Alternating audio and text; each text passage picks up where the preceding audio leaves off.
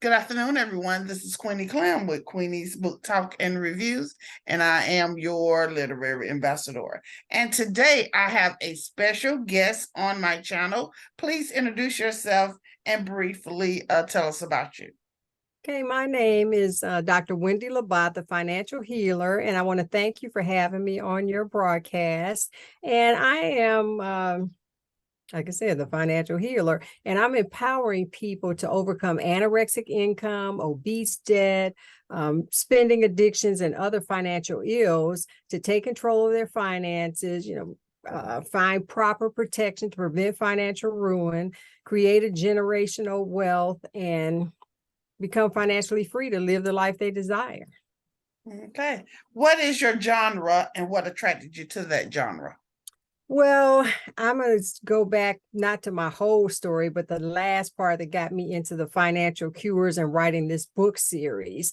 I expanded my tax business in 2014 to include insurance and financial services because the Affordable Care Act mandated that everyone have health insurance. And as a result of trying to, market and my business, I bought all the products and services that I was selling to my clients because I didn't want to be a hypocrite. And then people were asking me, well, what services do you have and what, products do you have as well? So I was able to honestly say, the products and services I had. So in 2017, I was diagnosed with an aggressive form of breast cancer. And, I never thought I was going to use any of this stuff. I'm just, like I said, doing what I'm practicing, what I'm preaching. So once I decided to, be just as aggressive as that breast cancer was, I ended up, racking up almost $1.5 million in medical bills from the chemos, the surgeries, and all the other, treatments that go with that. And thank God I practiced what I preach because my health insurance paid all those medical bills. And plus those additional supplemental products I bought gave me, that's my glucose alarm, gave me multiple six-figure financial tax-free shots in the arm. So I was able to focus on my recovery and not worry about money. So as a result of that, I'm like, okay, Lord, I'm happy, I'm healthy, I'm wealthy, I'm in my comfort zone, I'm good. Because I had been in business almost 4 decades at that time. And he said, no, you're not good. You're going to get out of that comfort zone and you're going to go on a crusade to empower other people to not let an illness or injury, impact their finances or ruin them financially. And you're going to help people get their money right. So I'm like, okay, being obedient. That's what I did. And that's how the Financial Cures LLC came into play and the Financial Cures system was developed. Okay. Your book, Diagnose Your Financial Wealth. What is this about? Okay, it's your financial health.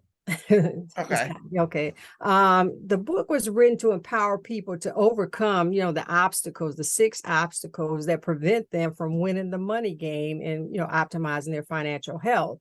So professional women and entrepreneurs, they're responsible for a lot of financial wealth, both personal and professionally. So I empower them to be able to overcome those struggles. And the first book basically gives them some principles because I don't care how much money you have or how much money you make, it's how much money you keep, how hard it works for you and how many generations you keep it for. So my whole strategy before you get started, you have to know where you are to, move forward and get to where you want to be. Name 3 facts in this particular book. Well, 3 facts. One is that their mindset and knowledge deficiency can just shut everything down. If you don't have the right mindset and you don't have the right knowledge, and you don't have to have a doctorate degree, you just need to know some basic principles about money. So that's one area. That's the first area that I talk about. And then, taking control over your finances. A lot of people, they don't plan where their money goes. They wonder where it went. So, I do empower people to be able to plan where their money, goes, where they can find, that extra source of income without getting a second job and reducing those expenses without spending more money. And the main thing is taking action, because faith without works is dead. You can know every principle and know everything and how all the money works, but if you don't take action and implement strategies, nothing's going to happen. So those are the 3 takeaways I'd like to point out. Okay. What does financial health look like to you? Well, there's a lot of emphasis on mental health and, physical health, but no emphasis on financial health. So financial health, people confuse that and conflate it with financial literacy. But the problem with that is you can be financially literate and still have poor, even fatal financial health. So optimal financial health is, like I said, making your money work for you, keeping your money and passing it on, creating generational wealth. That's optimal financial health, living financially free and living the life you desire. Amen. Amen. What inspired you to write this book series? Well, I'm a spiritual person and I'm being obedient. And like I said, from the cancer diagnosis, led me through a journey, and this was part of the journey, is to write this book series. Because at first my PR person, a lot of other people say, "Oh, Wendy, you need to write a book." It's like, I am not writing a book. Next thing you know, I've written 2 in my book series and about to release book 3. And I've been in several anthologies, and it's not because I wanted to do it. It's just because Spirit said, "You're going to do that," and I'm being obedient. Yes. Okay, can you read an excerpt from this book, please? Okay, let me see. The first book I had, that was my story, so I'm not going to go there with that one. On the Diagnose Your Financial Health, I'm just going to open a page. I got several quotes in here, and these are some that, I touch on in the book. It says, "A good man leaveth an inheritance to his children's children." And that's from Proverbs 13:22. And I talk about that because we talk about, generational wealth. And most people, they want to do what they want to do for them while they're living. If they die and they don't have the proper protection and all that, then they don't have, they're not leaving an inheritance. Okay, we say, we all know that death is unavoidable, but we still do not prepare for it. We insure our cell phones, homes, and cars, but neglect to insure our health and lives. What is more important, these material things or your health and life? Do not be a liability to your family by leaving them with mounds of medical bills in addition to the funeral expenses in the event of your death. Instead, be an asset to your family by acquiring the proper protection that is so much more than money. It provides peace of mind, reduces financial risk, increases financial stability, and secures a financial future for your family. Yes, yes, yes. Yes. What did you learn when writing this book? I learned it's not as hard as you think. I fretted over it when I said, "Oh, when Spirit said, write this book, write this." I'm like, "Oh, I don't want to write a book." And, I'm a good writer, so my writing ability wasn't the factor, but I just didn't think I could pull it all together. So, but once it was done, it's like, hey, that wasn't bad at all, So, fretting the process was the big factor. And I learned that, hey, trust the process, that everything will flow okay and it all works out the way it's supposed to. What surprised you the most? I guess the reception I got from the readers. I got so many positive comments, people saying, "Wow, your book, it was easy to read and I really learned something." Even those folks that, that are, seasoned entrepreneurs or people that have plenty of money, they still realize that there were some areas that they really could improve on to, get their finances in a better position to optimize their financial health.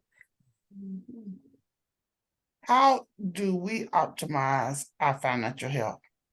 Well, there's 6 obstacles, and I touch on them in book 2.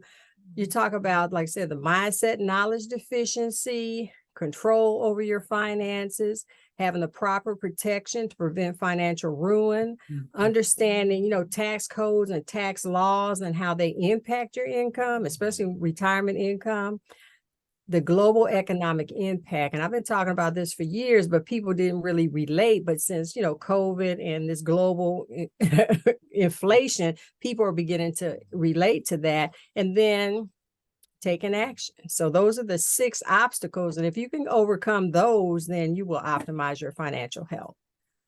Okay. Briefly talk about or describe your second book and the title. Okay, my second book is Optimize Your Financial Health.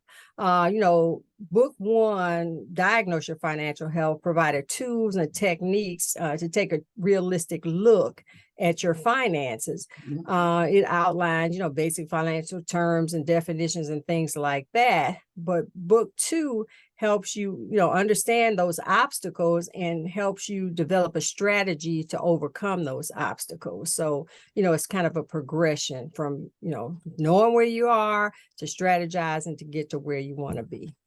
Wow. What steps do we need to take to get to the financial cure that we need?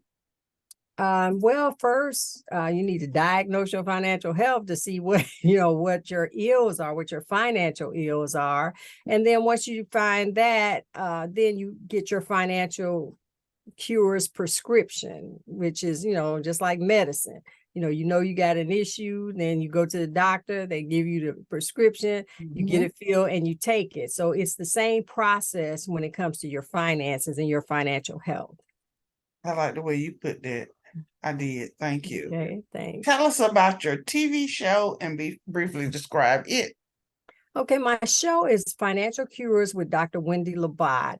And season 1, it has 6 episodes, and they all focus on your personal finances. We talk about, one of my guests is my pastor, who talks about tithing and the importance of giving back, because, you reap what you sow. If you're not sowing anything, you're not going to reap anything. Or if you sow negative, you get negative, and it's not all about money, but if you sow good things come back. Then I talk about personal credit. I have a guest on, an excellent guest, who's been in the personal credit genre for over 40 years. So he really explained how personal credit works. I had a lady talking about nonprofits and grants, because, a lot of business owners, even people that aren't business owners, they want to start nonprofits or they have nonprofits, but they don't understand the process of nonprofits. I had a person talking about proper protection. That's my thing. My story is because I had proper protection, I wasn't financially ruined. And I had another gentleman that came on talking about employment and honing your skills for jobs of the future, because we are getting away from the typical jobs to these more technological jobs and more clean energy jobs. So he talked about that and how to teach a man how to fish versus giving him a fish, so you can teach someone where they can provide for themselves and their families instead of, getting, shouldn't say handouts, but taking advantage of just some resources, and that's all they're doing. So it was pretty good. That was season 1. Season 2 was the business edition. I had a young lady who's an attorney who talked about trademarks and copyrights, intellectual property. And a lot of us, especially, these musicians back in the day, everybody else was making money off of their intellectual property, off of their songs, their music, because they didn't own it. So she talked about, the importance of that and steps to, to own your intellectual property. I had my PR person talked about exposure. When you're in business, if nobody knows what you do, I don't care how good you are at it, what good is it going to do you? And then I had a gentleman talking about branding, and it's branding is more than your logo. Back in the day when I started almost 4 decades ago, small businesses, there was no branding for us. It was about our reputation. So if we had a good reputation, that was our brand, because people felt comfortable about referring you to other folks. Your clients would brag about what good a job you did and how good you make them look. So, but now branding is key. You got to have a brand, and it's not just your logo. So he went into detail about that. I'm trying to think. Okay, I had a lady talking about networking, because as a small business person, you got to network. You got to get out there and meet folks. You got to develop those relationships. And she did an excellent job with that. And then again, I had 2 guests talking about the proper protection, not only for your life and your health, but for your funeral, building that generational wealth. So that was, even though it's, the business edition, it's important that you understand how to make that business an asset that, help build a financial legacy and leave as far as building and creating generational wealth. So that was season 2. Wow. Wow. Tell us about the journey that led you to write this book series. Again, it was my breast cancer. I have to attribute it, what I knew it wasn't a death sentence when I got the diagnosis, but I didn't think it was the opportunity that it's turned out to be. It's been a blessing in disguise. I figure, like I said, Lord, I'm happy, I'm healthy, I'm wealthy, in my comfort zone, I'm good. But getting out of my comfort zone has been awesome. It's been awesome. Not only, and it's not about the money, because I made money and make money with my other businesses, but it's the fact that I'm empowering people, because people are struggling, people are hurting, but this way I'm making a difference in people's lives, and people are telling me that, and I just love it because I know how people have made a difference in my life. So I'd say that's, for me, that's wraps it up. What key challenges did you face when writing this book series? Well, the key challenges were like initially just, getting started and deciding to do it and acknowledging the fact that, okay, I got to do this. Even though people are saying, do it, do it, do it. It's like, no, I am not doing it. For one, the spirit wasn't telling me. But once the spirit said, hey, go, then it provided me with the steps and the path to make it happen. The next thing I would say was just understanding the parts of, writing a book. You don't have to have a publisher. These were all self-published, and not saying that that's the way you have to go, but I've met some publishers since writing the book series, and, you don't really need a publisher unless you just, want one. And then I'm a good writer, so I didn't have to hire anybody other than an editor. I have some friends that have written books, but they use ghostwriters to do that. And that's okay if that's what you choose to do, or if that's what you need to do. But I found that for me, I didn't need that. So, I just tuned into my spirit, and they gave, God gives you the vision. He gives you the provision to make it happen. Okay. What do you want readers to take away from the book series? Well, what I want them to take away is the empowerment to take control of your finance, to transform your mindset, get out of that poor me or I can't mindset into how can I and I will, and just understand how the system works, the money system. You have to know how it works. I want them to get those tools, because if you don't understand the rules of the game, you're not going to win. So you need to understand, or if you don't know what your financial ills are, how are you going to find the cure? So I want people to be able to diagnose their financial health, go through the steps to make them optimize their financial health. And, it's important to be able to do that and do it for yourself, because even if you hire someone, an accountant, I hear people say, well, my accountant does this, I have a tax business, but people are using a regular accountant to do their taxes, and they're two different specialties, and you need a tax accountant to do your taxes, like going to a OBGYN for a guy if he got something wrong with his prostate. That's two different areas of practice. So I just want people to be able to understand what they need, or identify what they need, understand what's going to help them, get what they need. And then if they hire the folks to do this process, then they know what the person's supposed to do. And the person can't just say, hey, this is what you need that. You can tell them, no, this is what I need. Can you provide that? Can you do that for me? Can you read an excerpt from your second book, please? Okay, let's see. This one I'm doing from the, okay, this is from the beginning here. Well, now let me get the book itself, because I printed that stuff. I'm just going to pick a page here. Okay, here's one. Talk about expenses and debt. A lot of folks, kind of lump that together. Saying in this chapter, expenses, or in the first chapter, expenses were categorized by fixed, the same amount due each cycle, variable fluctuating amount due to each cycle, unexpected, what happens without notice, and temporary, also known as debt. Now, expenses and debt must be differentiated when planning where your money goes. An expense recurs every cycle, even when you pay it off in full. So, you pay your light bill, you got zero balance, but next month you got a balance. So, that's a recurring expense. Now, a debt is eliminated after you have made that last payment based on the terms of the agreement. Just like with your car note, the specific amount of payments you have to make when you make that last payment, that debt is eliminated. So you can take those funds and apply it, somewhere else. So that's just part of that. Is that good enough? You want me to read some more? That's good. That's good. Okay. How has the book series changed your life? Well, it's changed my life just to know that I'm empowering people. It's changed my life because it kind of keeps me back on my toes because, I slip, and sometimes I got to go back and diagnose my financial health.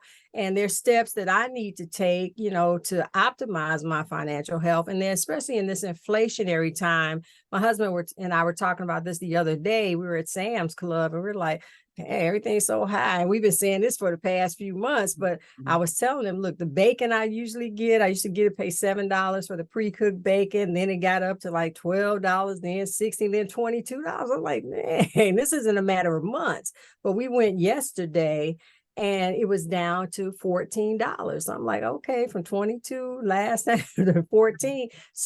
But the thing is, and like we were talking, we're just thanking the Lord that even though prices are higher, gas is high, everything's high, but we can still get it and not sweat it. We're not pinching pennies, but there are people, and I feel for folks that are pinching pennies. I just got on Medicare July 1st, because I turned 65. I'm like, but I've been selling Medicare for years, and I sympathize with my seniors, but now that I am a senior and I'm like, dag, I feel their pain. The prescription drug costs, the co-pays are a lot more than what they were when I was just, regular under 64, my regular health insurance. So, it's really impacted my thinking to, pivot and grow and just, I guess, be empathetic to some folks, but that's what I'd say. It has changed, impacted me. What is your favorite passage or chapter in your books and why?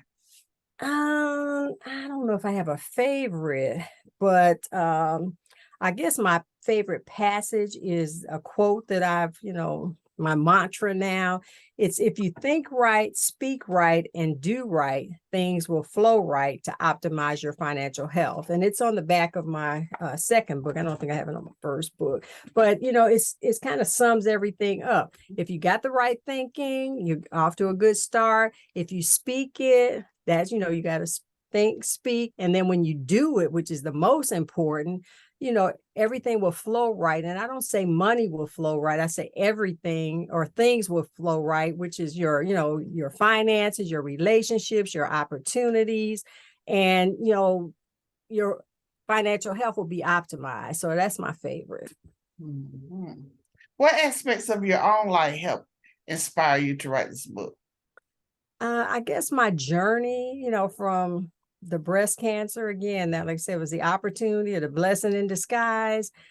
Just knowing that my process, and I tell my clients, they see me now and they say, oh, you got money, you're doing good, this, that, and the other. It's like, look, I done been bankrupt, foreclosed, repoed. I've been there. And I'm telling you from personal experience. Mm-hmm. And then people are so skittish and they don't want to tell you the real deal about the finances. So when they don't want to tell you, a lot of times they're not facing the reality themselves. But you can't go forward without looking at and have a successful result without looking at the real picture. So, that's what I would say. Okay. What do you think your role is in the literary industry? I would say continue to provide, empowering information, about right now it's finances, and wherever God leads me, it may be something else later on. But when I speak, most of the time they'll ask you, what's your favorite book or something like that. And I do have a favorite book, and they tell you not to use your own. But this last venue I spoke at, they didn't say that. So of course, I told my favorite book by another author, but I held up my books because just like people were saying what their favorite books were, and the authors that influenced them, people are beginning to say that my book was their favorite and how it influenced them. So I'm like, I wasn't trying to brag or anything. I'm just saying, hey, I'm moving right in the flow with the other authors, that people had named. What are you currently working on right now? Well, I'm working on a few things as far as the book. The third book is Protect Your Financial Health, and it's going to talk about, acquiring the proper protection to prevent financial ruin. We're going to talk about health insurance that you can, you can own it. There's a cost to owning it and having it, but there's also a cost to using it. And I distinguish the two and explain the difference, because some people, they go, especially people that have employer plans, they will go and, pick this low premium, high deductible plan, but they don't realize that, like, say you got a $5,000 deductible, and your premium is $100, you got to pay the first $5,000 before the insurance kicks in. So, why not pay maybe $200 for $1,000 deductible, which, mathematically it makes more sense, but people don't realize that. And then people say, oh, I don't get sick. No, they say, I don't go to the doctor. And it's like, yeah, just because you don't go to the doctor doesn't mean there's nothing wrong. And when you do go to the doctor, that bill is going to be, 5,001 that you're going to have to pay that first 5,000, and be responsible for that. So that's, one of the areas. And then funerals, people are dying, especially through COVID. We've got a funeral protection service that will cover 7 people for one flat rate.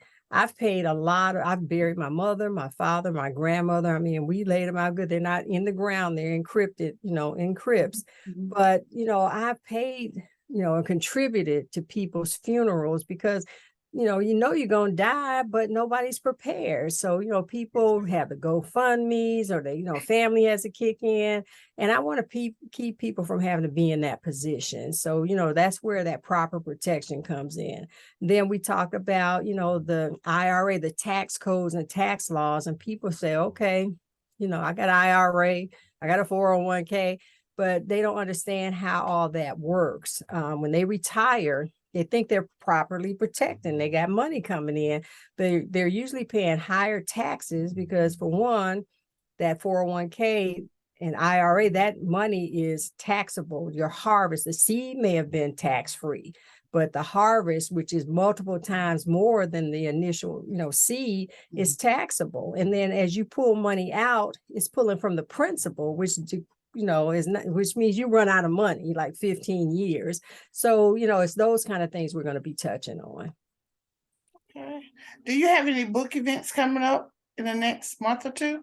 Well, not necessarily book events. I do have a workshop I'm doing currently, the Financial Cures Prescriptions Workshop. It's going to be, held every Tuesday from 6 to 7:30 p.m. Eastern Standard Time. And you can go to FinCures, FINCures.com.eventbrite. No, sorry, my little chemo brain kind of kicking in. FinCures, FINCURES.eventbrite.com. And if you use the promo code CURE, CURE, when you register, you get a discount. It's like $47. So, that's where I, kind of give people an idea of what I do. And then, there's an opportunity. You can go to any Amazon to buy the books, or anywhere books are sold. And, I'll be happy to do some book events if somebody wants me to. But right now, I focus more on my workshops and my master class when I'm doing my speaking engagements. So do you have any master classes coming up? I do. 2023, I will have 4 master classes, well, 4 opportunities for my master classes. It's Optimize Your Financial Health is the name of the master class. And when you come to my workshop, you get a discount to the master class. So, it's available 2023. And where can we register for that? Come to the workshop. Go to FinCures.eventbrite.com and register for the workshop. But if you don't want to register for the workshop, just go to financialcures.com, thefinancialcures.com. Okay. Is there anything else you would like to add before we close? Well, I'd like to say I am pleased with your platform, and I thank you so much for having me. And it's important for people to read books, and when I got my doctorate degree, I was like, oh Lord, I'm tired of, all this research and, all this educational stuff. But once I got out and got my degree, I joined a book club, and it was so refreshing to read fun and informative books that weren't about, research, and I just really enjoyed, and I, just love having people that encourage folks to read, and whether it's not reading with a hardcover or audiobooks. I'm an audiobook person just because I don't have as much time to sit, and then too, if I do sit, I get so caught up I don't do what I'm supposed to do. So just having a platform like yours is so important. I appreciate you for that. Thank you. Well, thank you for coming in today. I really appreciate it. Thank you for having me. All right. And I hope I haven't rambled too much. No, ma'am. Thank you for coming in. I'm Queenie Clem, the Literary Ambassador. Have a blessed day. Bye, y'all.